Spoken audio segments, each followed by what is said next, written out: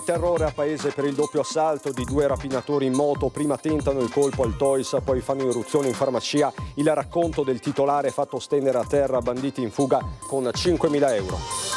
Schiacciato un macchinario in un'azienda di Cima d'Olmo, grave infortunio per un operaio quarantenne salvato dai colleghi che hanno bloccato l'apparecchio. Insulti, botte, minacce di morte dentro e fuori scuola, una compagna quindicenne colpita da ammonimento del questore, la violenza filmata e postata sui social. Il 57enne Giovanni Belmonte, ex dirigente della questura di Udine, oggi in servizio a Treviso, condannato a 1 anno e 4 mesi, era accusato di aver avuto rapporti con una minorenne in cambio di regali e denaro. Vi prego, chiudete il Piave, è troppo pericoloso. Lo straziante appello del papà del 21enne morto annegato a San Biagio di Callalta, ma nella zona della tragedia continuano i tuffi. Indignazione per la diffusione sui social di alcune canzoni scritte da un giovane femminicida attualmente detenuto al carcere minorile di Treviso. Il Dipartimento della Giustizia vuole chiarezza. Giro di fatture false per oltre 26 milioni, l'indagine della finanza partita da Castelfranco coinvolge più regioni, 6 denunciati. Carenza di medici, di base, liste d'attesa, le criticità emerse nel questionario sottoposto a oltre 1.000 iscritti dello CGIL di Treviso, un quinto si rivolge alla sanità privata. Grande commozione a San Zenone per l'ultimo saluto ad Alessandro Ferraris, il vicepresidente dell'ANA Montegrappa, morto domenica a soli 52 anni per un malore. Seconda prova scritta, diversa a seconda dell'indirizzo di studio per gli studenti trevigiani alle prese con l'esame di maturità. Non sono mancate le sorprese.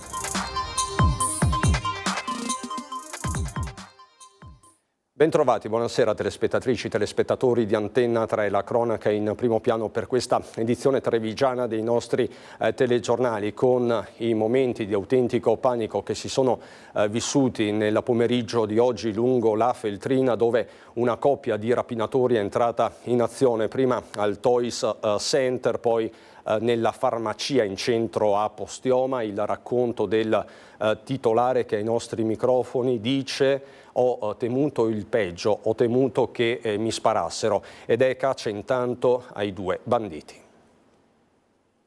Ho pensato, se non trovano abbastanza soldi che gli soddisfano, che non so, spero che non mi sparino, ecco, tutto qua. La prima volta che mi succede, non mi è mai successo, quindi sono un po' scioccato, ecco, perché è una cosa che uno non si aspetta che possa accadere. Purtroppo è successa anche a me. Ha temuto davvero il peggio e per questo è visibilmente scosso Marco Silvestri, il farmacista di Postioma, che nel primo pomeriggio si è trovato faccia a faccia con i 2 delinquenti che hanno assaltato la sua farmacia sulla strada Feltrina, all'angolo con via Chiesa, pieno centro. Quindi sono le 3:15, è lo stesso Silvestri a raccontare quegli attimi concitati. 2 persone incappucciate, vestite di nero, mi hanno intimato di dare i soldi e mi hanno detto di buttarmi per terra. Io mi sono buttato per terra, si sono presi i soldi e sono andati via con una moto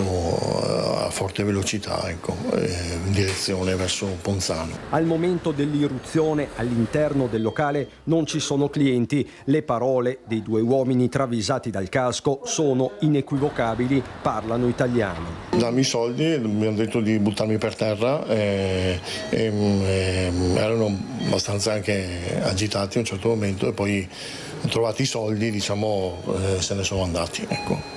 E là mi sono un po' spaventato quando ho visto che si stavano un po' agitando, perché vedevo che non erano abbastanza, evidentemente, per loro, non lo so. Il bottino è quantificabile tra i 4.000 e i 5.000 euro. Sul posto arrivano subito i carabinieri e di lì a poco si apprende che la stessa coppia criminale aveva tentato il colpo anche al vicino Toys Center, il negozio di giocattoli sempre sulla Feltrina. Qui i delinquenti alle 14:40, 5 minuti prima quindi rispetto alla farmacia, hanno forzato la porta antipanico e hanno tentato di prendere una cassa. Non riuscendoci, sono scappati. Sul posto le volanti della polizia. Ora la caccia agli uomini è congiunta, non si esclude possano essere gli autori di altri colpi analoghi avvenuti recentemente nella Marca trevigiana. Non ho visto che avevano armi o no, quello no, però diciamo erano abbastanza decisi, ecco, sicuramente, quindi per non rischiare io non ho fatto reazione, perché Sì, insomma, sì, i soldi passano sulla pelle, è una sola e con tutto qua. Ed è stato un pomeriggio di apprensione e di paura anche a Cimadolmo, è rimasto schiacciato da un macchinario, si tratta di un operaio 41enne di San Polo di Piave. L'infortunio è avvenuto nel primo pomeriggio per l'appunto a Cimadolmo presso la ditta Eurosteel. Grazie all'intervento immediato dei colleghi che hanno bloccato l'apparecchiatura è stata evitata una tragedia. L'uomo ha riportato traumi alla colonna e al torace ed è stato ritrasportato dal SUEM 118 all'ospedale di Treviso. Non sarebbe in pericolo di vita. Sull'episodio accertamenti sono in corso da parte dei carabinieri e dello Spisal. Botte e minacce a una compagna di scuola, la violenza ripresa e postata sui social. La bulla, una quindicenne, è stata ammonita dal questore.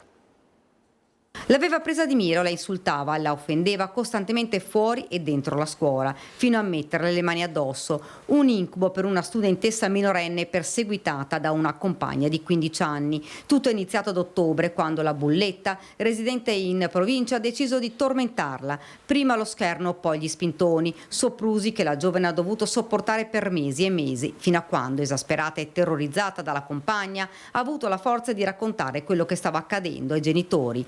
Insieme si sono presentati dai carabinieri per denunciare. Per la bulla è scattato così un ammonimento da parte del questore di Treviso Alessandra Simone. È già stato notificato alla ragazzina che è venuta nei nostri uffici accompagnata dai genitori e le è stato spiegato il motivo di questo, la ragione insomma di questo provvedimento. La giovane vittima ha raccontato che questi episodi di violenza accadevano anche fuori dalla scuola. In un'occasione la minore ha subito insulti e spintoni fino ad essere colpita da schiaffi al volto, mentre altri minori riprendevano la scena con il cellulare pubblicandola sui social network. L'ultimo episodio a fine aprile, quando la minore, mentre era a scuola, ha ricevuto pesanti minacce di morte. A quel punto la vittima ha scelto con coraggio di parlare. Fondamentale per arginare questi comportamenti è che ci sia una rete, spiega il questore. Sono convinta che la famiglia e la scuola debbano essere i nostri interlocutori principali e debbano dare una mano alle forze dell'ordine. Voglio anche esternare il mio particolare apprezzamento per la ragazzina che ha subito queste condotte vessatorie, che ha avuto il coraggio ed è stata accompagnata dai suoi genitori, sostenuta dai genitori per andare a spiegare e a esporre questi fatti. Il provvedimento dell'ammonimento serve a far cessare subito questi comportamenti, non solo. Il nostro obiettivo è appunto colpirli con questi provvedimenti, ma affinché smettano di compiere queste condotte, proprio per cercare di recuperarli, perché il recupero è fondamentale. La cronaca giudiziaria, il 57enne Giovanni Belmonte, ex dirigente della questura di Udine, oggi in servizio a Treviso, è stato condannato a 1 anno e 4 mesi. Era accusato di aver avuto rapporti con una minorenne in cambio di soldi e regali. Il PM ne aveva chiesto l'assoluzione. Colpo di scena nel processo per prostituzione minorile a carico del vicequestore Giovanni Belmonte. Il collegio del Tribunale di Udine, presieduto da Daniele Faleschini Barnaba, giudice a latere Camilla Del Torre e Roberto Pecile, non ha accolto la richiesta di assoluzione avanzata sia dal pubblico ministero che dalla difesa, sostenuta dall'avvocato Stefano Comand, e lo ha condannato a 1 anno e 4 mesi di reclusione, più interdizione dai pubblici uffici per la durata della pena e interdizione perpetua dal frequentare luoghi con presenza di minori. La prudenza suggerisce sempre, a fronte di queste straordinarie sorprese di esito, il contenimento dei commenti. È certo che c'è uno sconcerto di fondo, ma non solamente per le conclusioni che la pubblica accusa stessa aveva adottato, e ricordiamo essere una richiesta di assoluzione, ma proprio per lo stesso discorso che la pubblica accusa aveva fatto rispetto all'accusa, che entra in processo come processo indiziario. Che qualcosa non stesse andando come Belmonte si aspettava si è intuito dalla lunghezza della Camera di Consiglio. I giudici, prima di decidere, si sono ritirati per oltre un'ora. Belmonte, funzionario di polizia in servizio presso la questura di Udine all'epoca dei fatti contestati, poi trasferito a Treviso, era finito nei guai come conseguenza di un errore giudiziario nei suoi confronti, quando per uno scambio di persona era stato indicato da una ragazza minorenne che si prostituiva online come uno dei suoi clienti. Scagionato da quella accusa, la Procura di Bologna, che aveva indagato e messo le mani sul suo telefonino, aveva scoperto una chat di 7.000 messaggi tra Belmonte e un'altra ragazza. Quest'ultima, anche in aula, ha però sempre negato di aver avuto rapporti sessuali con lui prima della maggiore età. Da qui la richiesta di assoluzione anche da parte del PM, poi il colpo di scena con la condanna. Nessuno di questi indizi è stato confermato durante l'istruttoria dibattimentale, per cui posso solo pensare che il Tribunale di Udine sia andato oltre in ogni valutazione possibile, ma è certo che dovremmo attendere la lettura delle motivazioni di questa sentenza che fin d'ora possiamo dire impugneremo con massimo impegno. Torniamo sulla tragedia del Piave, tragedia che si è consumata ieri sera poco prima delle 18 tra Fagarè della Battaglia e Ponte di Piave. A perdere la vita, come vi abbiamo raccontato, un 21enne della provincia di Pordenone. Oggi lo strazio dei genitori, del padre in particolare, che fa un vero e proprio appello. Chiudete il Piave. Nel frattempo gli inquirenti parlano di una tragica fatalità. Andato al fiume, un fiume tanto pericoloso come questo fiume, le chiedo al governo che per piacere, per favore, chiude questo fiume, tanti ragazzi che hanno morto colpa del fiume. Veramente questo è un dolore forte. È un messaggio disperato, quello del papà di Daniel Denis Navas Reyes, il 21enne morto annegato nel Piave in un pomeriggio tragico di metà giugno. La famiglia, di origini venezuelane, residente a Pasiano di Pordenone, non si dà pace, non può darsi pace. Il giovane stava prendendo il sole con un gruppo di amici sugli isolotti di ghiaia del fiume, sotto il ponte sulla Postumia, tra Fagarè della Battaglia e Ponte di Piave. Qui si è tuffato per non riemergere più. L'allarme, partito da un'amica che inizialmente aveva parlato di 2 dispersi, ha portato a una vera e propria mobilitazione: pompieri su M118, carabinieri. I sommozzatori dei vigili del fuoco lo hanno trovato poco distante, a qualche metro di profondità. Da qui le operazioni di recupero, lo shock degli amici, il dolore lacerante dei familiari accorsi sul posto. Il 21enne, da quello che si apprende, era un esperto nuotatore, ma il Piave non gli ha concesso sconti. Di tragica fatalità parlano gli stessi inquirenti che nelle scorse ore, dopo aver raccolto le testimonianze di amici e testimoni, hanno restituito la salma ai familiari. Di Daniel Dennis resta il ritratto del padre. Una persona trabajadora, de trabajo, lavorava in una fabbrica per l'Italia, una persona giovane, con tutto il futuro più avanti. Il ragazzo era una persona tutto corretta.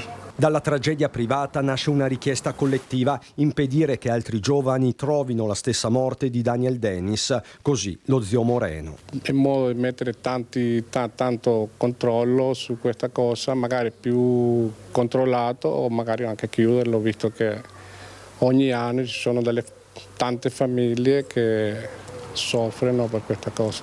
Chiedo per piacere altra volta che chiude questo fiume, per favore, attento, con tanti ragazzi giovani con futuro.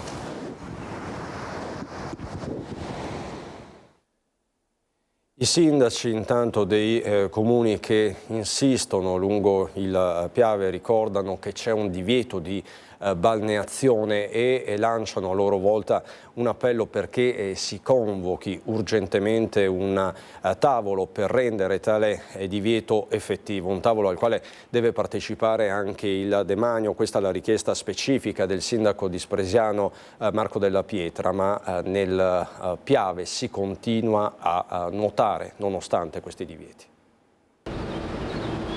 C'è chi continua a fare il bagno come se nulla fosse nelle acque del Piave all'indomani della tragedia. Quella che di fatto è una cattiva vecchia abitudine riguarda proprio tutti, giovani e meno giovani. Eppure il luogo della tragedia, costata la vita al 21enne Daniel Denis Navas Reyes, è tristemente noto. A parlare è Rino Lisetto, consigliere comunale a San Biagio di Callalta, memoria storica del luogo. Noi lo diciamo un torqueo che ha la funzione di girare, di andare giù e ti butta. Se tu non sai nuotare ti anneghi, perché quando ti senti trasportato da questo torqueo ti muovi. Se invece tu stai fermo, il torqueo ti porta giù e d'altra parte ti butta su. Cioè è questione di breve tempo. Se invece tu dentro ti agiti, te resti là. Più in generale si riaccendono i riflettori su quello che sarebbe un divieto generale, quello di fare il bagno nelle acque del Piave. Lo ribadisce la sindaca Pillon, lanciando di fatto un appello anche ai tanti frequentatori dell'area che arrivano da fuori comune. Non ci sono le condizioni per consentire la balneazione in sicurezza.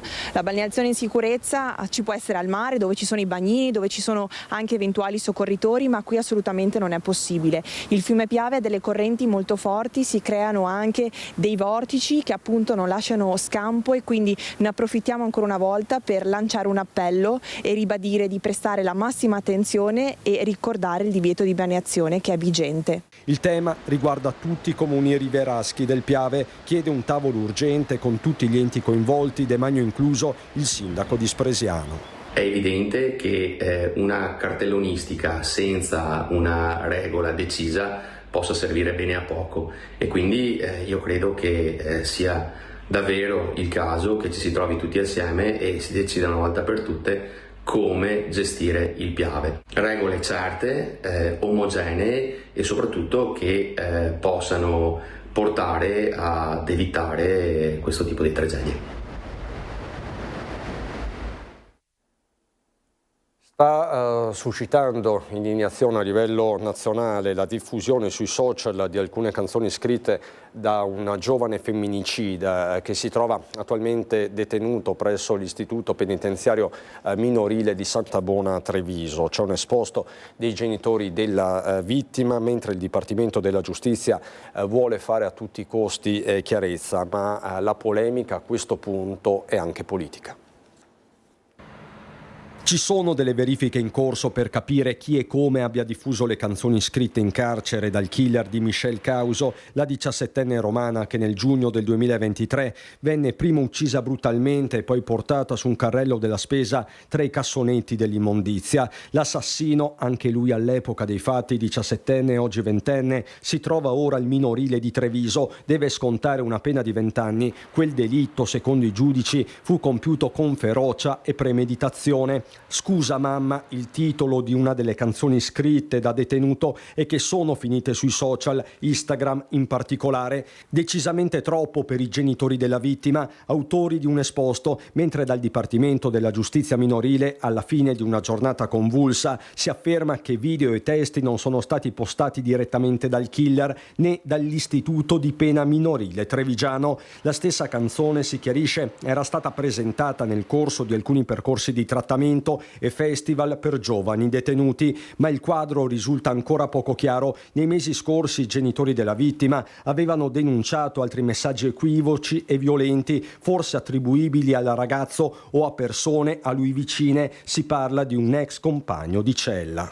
Fosse per me, io lo dico tranquillamente, io adesso vorrei andare a fondo, chiederò anch'io nei limiti di quello che mi è concesso, e voglio capire come da un carcere possa uscire un'informazione online. A me poco interessa che sia l'omicida o un suo collega di cella. Io oscurerei chiunque predica la violenza, i trapper o video di gente che insulta la nazione, insulta il buon vivere, insulta la civiltà del nostro paese. Recentemente nel carcere minorile di Treviso, per una visita istituzionale, si era recato il vice sindaco Alessandro Manera. Tra i ragazzi incontrati pure il killer di Michelle, anche se lo ha preso in un secondo momento. L'ho visto per pochissimi minuti assieme ad altri ragazzi. Chiaramente stiamo sempre parlando, siamo all'interno di un carcere, quindi ci sono anche delle misure di sicurezza importanti. Io spero che un giorno, uscendo da lì, perché prima o poi uscirà da là, possa capire il tipo di errore immenso che ha fatto, il danno che ha fatto a una povera vittima, ai suoi parenti, e quindi possa aver scontato la pena anche in una forma importante. Un maxi giro di fatture false per oltre 26 milioni di euro è stato scoperto dalla Guardia di Finanza di Castelfranco Veneto. Noi abbiamo riscontrato nella sola marca trevigiana, nella Castellana in particolare, le emissioni di fatture per 26 milioni di euro complessive. Articolato e complesso il meccanismo portato alla luce nell'operazione Mattone di Carta dalla Guardia di Finanza, che ha denunciato 6 persone per reati tributari legati all'utilizzo e all'emissione di fatture false. Le indagini hanno permesso di scoprire nel solo territorio della Castellana 4 società cartiere prive di sedi operative, beni strumentali e dipendenti, totalmente inadempienti rispetto agli obblighi tributari ed attive solamente per vendere fatture relative a lavorazioni mai realmente svolte in ambito edilizio. Quantificati in oltre 1 milione di euro i proventi illeciti. Le fiamme gialle hanno richiesto e ottenuto dall'Agenzia delle Entrate la chiusura delle partite IVA coinvolte nel disegno criminoso al fine di impedire l'emissione di ulteriori fatture false. Una di queste società, tra l'altro, aveva anche richiesto la garanzia di un finanziamento bancario, portando appunto come giustificazione questo volume d'affari fittizio generato attraverso le fatture false. L'intervento ha permesso di impedire che a questa garanzia seguisse un effettivo sborso di denaro da parte dello Stato. Il sistema messo in piedi vedeva il coinvolgimento di altre imprese cartieri operanti, oltre che nella Marca, anche nelle province di Verona, Vicenza, Ferrara, Padova, Rovigo e Roma. L'attenzione dei finanzieri si è poi concentrata sugli utilizzatori delle fatture false, individuando in provincia di Treviso 2 società operanti nel settore dell'edilizia. E in un caso abbiamo addirittura la partecipazione a procedure pubbliche, quindi a gare d'appalto per 2.600.000 euro, motivo per cui sono state segnalate all'ANAC le situazioni sia relative alle violazioni tributarie che relative poi alla fornitura di false informazioni nel corso delle procedure di gara, situazioni che potrebbero portare alla sospensione della società dalla partecipazione a ulteriori procedure ad evidenza pubblica. Carenza di medici di base e liste d'attesa, sempre più trevigiani si rivolgono alla sanità privata e ai farmacisti. E questa è la fotografia dello SPI CGIL. Una sanità, quella pubblica, che fa fatica a risalire la china. A spiegarlo è Vigilio Biscaro, segretario SPI CGIL, commentando i risultati del questionario a cui sono stati sottoposti alla fine del 2024 1.000 trevigiani iscritti al sindacato. Fra i problemi da risolvere rimangono la carenza di medici di medicina generale e i tempi di attesa per ottenere una visita sia dal medico di base che con il CUP. L'altro dato è che la popolazione di Treviso, indipendentemente dall'età, se non ha risposte immediate dal servizio sanitario, si rivolge o allo specialista privato oppure al farmacista. Fa pensare un altro dato emerso. Se i tempi di attesa sono valutati inadeguati, il 31% degli intervistati ha spiegato che si è curato da solo, il 23% si è rivolto al privato, il 13% si è recato al pronto soccorso, il 16% dalla guardia medica e il 17% dal farmacista. Ma a far da leone è ancora la carenza dei medici di base, un problema che in alcune zone si sente maggiormente. Conegliano in 4 anni ha registrato un aumento di carenze di medici di medicina generale che si è arrestato nel 2024, ma che comunque è molto alto, perché siamo a 26. L'Opitergino Mottense ha continuato a crescere. Dunque maggiormente carenti sono nel distretto di Vittorio Veneto, con 26 medici di base mancanti nel 2024, il distretto dell'Opitergino Mottense 20 medici di base mancanti, il distretto di Treviso Sud, dove nonostante siano entrati in servizio 2 nuovi medici di medicina generale, tra il 2023 e il 2024 ne mancano all'appello ancora 19. Rimane la fiducia però piena della popolazione verso i medici di base. Emerge anche una richiesta di aiuto, specialmente per la popolazione over 70, over 74, di accompagnamento rispetto alla salute dai medici di base. In effetti la fiducia, lo dicevo anche prima, sul medico di base rimane intatta, anzi aumenta. Fondamentale la sanità territoriale. Assolutamente, e allora se sulle case della comunità abbiamo speso soldi e va bene così, nel costruirle bisogna spendere risorse, soldi nel recuperare il personale. La replica del sindaco di Treviso Mario Conte dopo la petizione sottoscritta da ben 140 commercianti del centro, e il primo cittadino non esclude, se necessario, cambiamenti all'interno della giunta.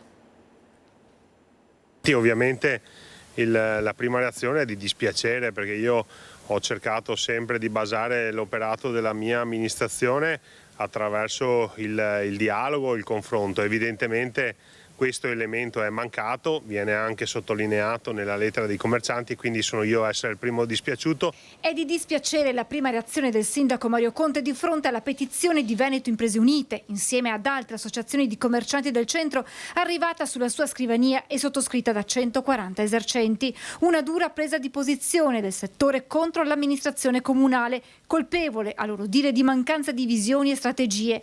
Dai parcheggi agli eventi sportivi che paralizzano la città. Il primo cittadino, recepite le osservazioni, si dice pronto a mettersi in moto in prima persona per recuperare il rapporto con i commercianti. Ci sono alcuni punti tematici, alcuni che condivido, alcuni sui quali possiamo lavorare, alcuni sui quali invece dobbiamo discutere in modo approfondito, però non deve mancare mai il confronto, e tra le righe mi viene evidenziato che c'è proprio questa mancanza di un punto di riferimento all'interno dell'amministrazione. Quindi sarà mia cura adesso sentire tutti i rappresentanti del tavolo del commercio in forma privata per capire se questo sentiment è diffuso, e poi farò le mie valutazioni, fermo restando che già dai prossimi giorni comincerò un'azione importante di ricucitura con i commercianti in prima persona. La mancanza di un punto di riferimento per gli esercenti all'interno dell'amministrazione è una delle osservazioni raccolte nella petizione, e tra le righe impossibile non leggere il nome dell'assessore di riferimento Vettoretti.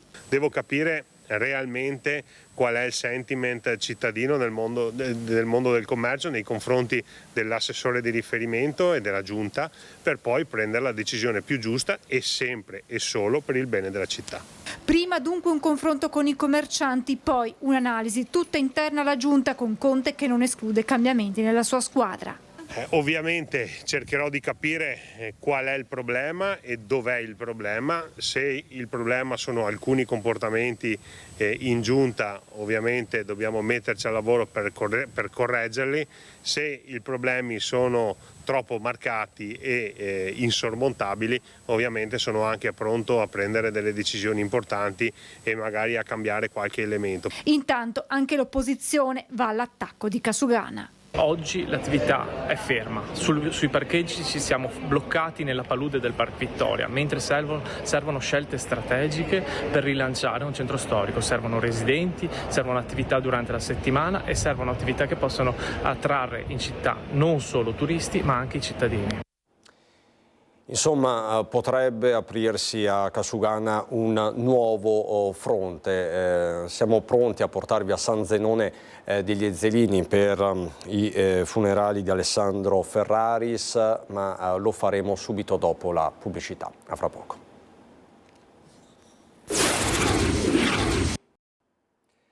Di nuovo in diretta per andare a San Zenone degli Ezzelini, dove è stato il giorno dell'addio all'alpino Alessandro Ferraris, vicepresidente dell'ANA Montegrappa, scomparso domenica scorsa, a soli 52 anni, per un malore.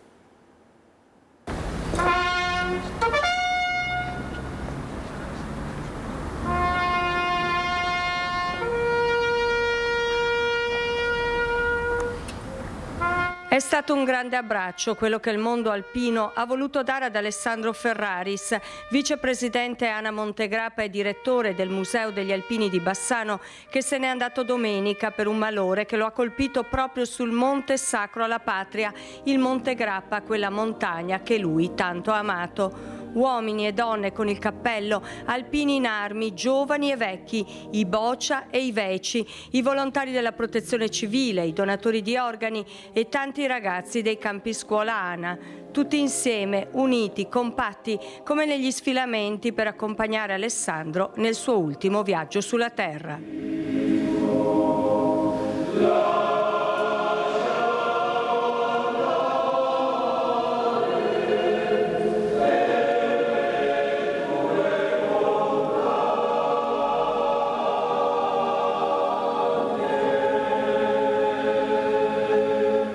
Gli alpini sono arrivati da molte parti d'Italia, sfilano i labari delle sezioni alpine assieme ai gagliardetti di tantissimi gruppi di penne nere. Il labaro della sezione Montegrappa è listato a lutto, c'è grande commozione, le lacrime rigano il volto di tanti alpini, il saluto militare davanti alla bara coperta di fiori bianchi e rose rosse, l'abbraccio alla moglie Piera e alla figlia Carlotta. Un unico, grande, collettivo, intenso abbraccio, e questo è il senso che lui lascia a tutti quanti noi, perché lui aveva la stessa attenzione per il vecchio alpino, ma anche per i giovani, che fossero alpini fatti oppure i ragazzi che vengono con il nostro campo scuola.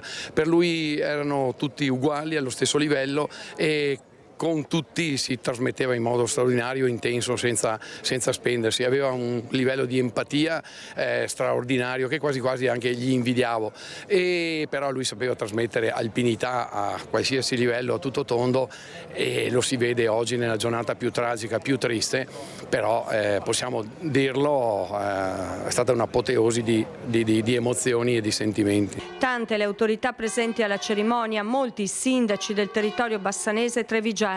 Alessandro Ferraris era una persona amata e apprezzata che ha lasciato un'impronta indelebile non solo nella comunità alpina. Alessandro era uno che sapeva attirare la propria capacità di attenzione, ma sapeva essere con gli altri. Ecco, questo è credo un grande segno, e la presenza di tantissimi alpini che sono venuti un po' da tutta Italia lo sta a dimostrare.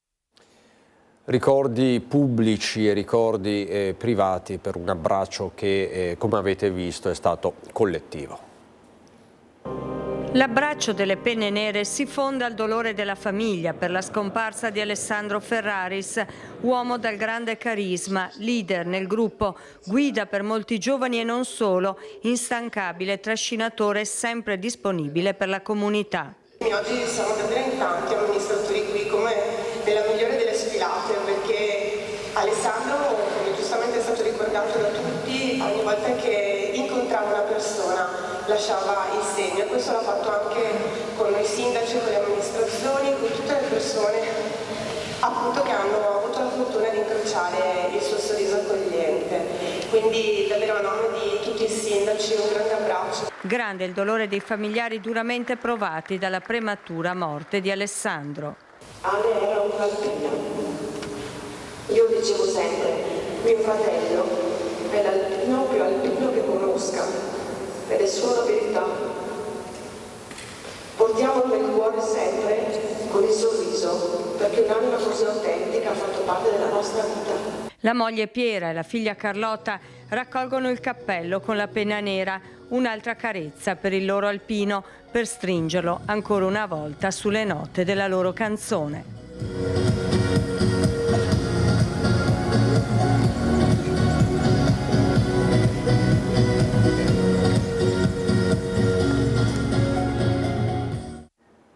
Voltiamo decisamente pagina per raccontarvi della seconda giornata di maturità per 7.500 maturandi trevigiani, seconda prova con alcune sorprese come Cicerone per il liceo classico. Questo l'umore che abbiamo raccolto all'uscita. Per gli studenti alle prese con l'esame di maturità, la seconda prova scritta, diversa a seconda dell'indirizzo di studio, ha riservato diverse sorprese. Al liceo scientifico 2 problemi con lo studio di funzione su una circonferenza e 8 quesiti, con citazioni di Cartesio, Platone e riferimenti a Boccioni e Cicerone. C'era un primo problema che appunto avevamo delle funzioni, una circonferenza e dovevamo calcolare un po' di cose. Come è andata? Poteva andare sicuramente meglio, però Però comunque avete consegnato in anticipo, no? Sì, consegnato in anticipo perché non riuscivo a finirla. Una prova un po' lunga ma abbastanza facile anche, diciamo. Devo dire che era abbastanza fattibile, chi ha studiato, chi no ovviamente, però rispetto all'anno scorso mi aspettavo una cosa un po' più difficile e sono riuscita a completarla quasi tutta, quindi sono abbastanza soddisfatta. Tutto quello che c'era l'avevamo fatto a scuola, non era niente fuori programma, i quesiti un po' complessi. Al liceo classico per il latino una tradizione della De Amicizia di Cicerone che mancava da 16 anni alla maturità. Te lo aspettavi? No, zero, pensavo Tacito, Seneca, ma Cicerone no. E com'è andata? Bene, in realtà era facile, quindi nulla di complicato. Sapevamo che era tra i probabili, tra i 3 che escono più spesso, però non ce l'aspettavamo troppo che uscisse Cicerone, quindi eravamo anche abbastanza felici che è un po' più semplice di Tacito tipo. Noi ci aspettavamo un Plinio il Vecchio, tendenzialmente, o un Seneca, un Tacito, ma Cicerone no. E com'è andata? Bene. Non ce l'aspettavamo, io pensavo Tacito sinceramente, anche il mio nostro prof pensava Tacito, invece vabbè è uscito Cicerone, diciamo che non era troppo difficile comunque come versione. Per la prova di inglese al liceo linguistico un brano di Hilary Mantel. Il testo di inglese era un po' difficile ma è andata. Il primo testo era abbastanza semplice e anche il secondo, quindi sì, era molto più semplice di italiano rispetto a ieri. Ora qualche giorno di meritato riposo, poi gli studenti dovranno tornare sui libri per preparare la prova orale. Oggi è un giorno di rilassamento, sì, assolutamente. E poi? Poi niente, farò l'orale, inizierò a studiare tra qualche giorno, insomma. C'è l'orale, ma settimana prossima quindi fra una settimana esatta, quindi ho tempo per prepararmi. Per l'orale, fiduciosa?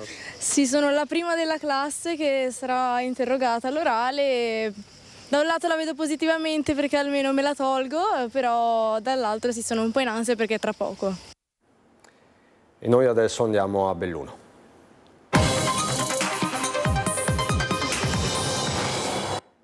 Nel Bellunese è stata riaperta dopo quasi 3 giorni al traffico la strada statale 51 di Alemagna a Borca di Cadore, siamo quindi all'altezza di Cancia, dove domenica nella tarda serata, come sapete, ormai si è registrato quel fenomeno franoso. L'orario di apertura al traffico è soggetto però alle esigenze relative ai lavori di ripristino delle opere di presidio da parte degli enti competenti sotto l'egida della Prefettura di Belluno, con cui sono state stabilite tempistiche e modalità operative, quindi potrebbero esserci comunque dei cambiamenti. Comunque la strada oggi, come vi avevamo preannunciato anche ieri sera, è stata riaperta, quindi Cortina non è più isolata dal fronte della Valle del Boite. Sempre a Cancia, dove continuano le polemiche non solo sul malfunzionamento del sistema di allarme e sulle opere e su tutto quello che vi abbiamo raccontato in queste ore, in questi giorni, ma ci sono anche strascichi politici, polemici, soprattutto tra Andrea Zanoni e l'assessore regionale Giampaolo Botaccin. Dopo la colata di detriti che domenica notte ha letteralmente invaso l'abitato di Cancia, si sono innescate alcune polemiche. Ad accendere un ambientalista di vecchia data. Ho depositato un'interrogazione perché voglio capire il perché il sistema di allarme, ovvero le sirene, sono intervenute a danno avvenuto e anche per capire perché non è funzionato il sistema degli SMS. Inutile spendere centinaia di migliaia di euro, anche come regione, per poi avere un sistema di allerta e di allarme che quando serve non funziona. Vogliamo vederci chiaro, perché se non ha funzionato questa volta potrebbe anche non funzionare la prossima, e se non ha funzionato in questo sito delicato potrebbe anche non funzionare in tutti gli altri siti. Vogliamo capire che tipo di monitoraggio c'è sulle manutenzioni, ma soprattutto che cosa si sta facendo sulla gestione di questi sistemi di allerta che quando servono non funzionano. Immediata la risposta, che diventa a sua volta una domanda. Ancora una volta il consigliere regionale Andrea Zanoni prende un granchio e mi dispiace che lo faccia a seguito di un evento che ha creato tutta una serie di disagi piuttosto importanti, di danni rilevanti ad un'intera comunità, quella di Borca di Cadore, o meglio della frazione di Cancia in comune di Borca di Cadore. Nel 2010, a seguito dell'evento che causò 2 vittime nel 2009, la competenza di quella frana è stata trasferita dalla regione su richiesta della popolazione all'ente provincia. Quindi le opere le ha gestite la provincia, le ha fatte la provincia, continua a essere una frana gestita interamente dall'ente provincia. Io invece ribalterei la questione e chiederei ad Andrea Zanoni come mai un paio d'anni fa ha sostenuto in maniera importante la volontà da parte della provincia di realizzare nell'area che è individuata non da me ma dall'autorità di bacino distrettuale come area a massimo rischio lì di recuperare il villaggio esistente per farci il villaggio olimpico. Questa è la domanda che andrebbe posta, che dovrei interrogare io Zanoni sulla questione e non farmi interrogare su questioni che non riguardano la regione. Insomma, la polemica è servita mentre a Cancia si continuano a contare i danni. E noi adesso andiamo all'ospedale di Feltre per parlare di demenza senile, non c'è soltanto l'Alzheimer.